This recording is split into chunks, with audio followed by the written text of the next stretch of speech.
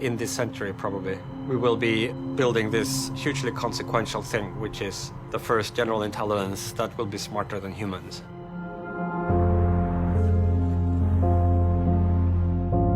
This involves an enormous responsibility. This is like maybe the most important thing that our species will ever have done on this planet, giving birth to this new level of intellect. I'm Nick Bostrom. I'm a professor at Oxford University, where I run the Future of Humanity Institute, with the unusual mandate of trying to think carefully about the really big picture questions for humanity and the future of Earth-originating intelligent life.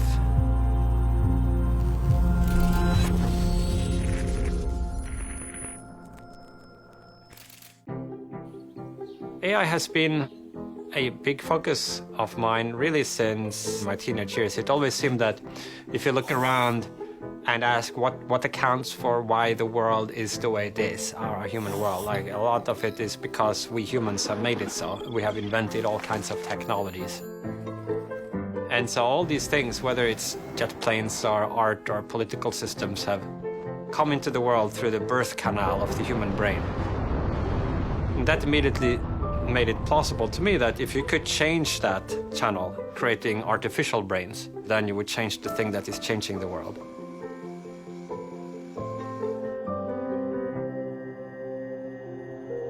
I think we have this notion of what's smart and what's dumb, whereas I think there is actually a huge amount of space above us between our level of intelligence and God.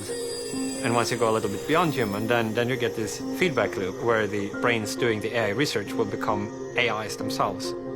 Therefore, I think there is a significant chance that we'll have an intelligence explosion. So that within a short period of time, we go from something that was only moderately affecting the world to something that completely transforms the world. All the things that we could imagine human intelligence being useful for, which is pretty much everything, artificial intelligence could be useful for as well if it just became, more advanced. Whether it's like diseases or pollution or poverty, we would have vastly better tools for dealing with. If you had superintelligence, you could help develop better clean energy technologies or medicines. So it does look to me like all the plausible paths to a really great future involve the development of machine superintelligence at some point.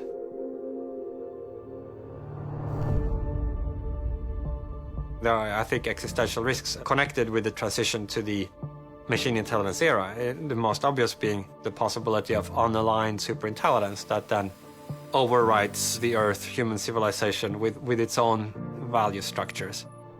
Another big class of failures would be if this technology were used for destructive purposes. Then I think there is a third dimension that has received less attention so far, which is how good the outcome is for the AIs themselves. If we're going to construct digital minds that are maybe conscious or have moral status of various degrees, then how can we ensure that they are treated well? If you think about it, most of us would acknowledge that various non-human animals have degrees of moral status, even something as simple as a humble lab mouse.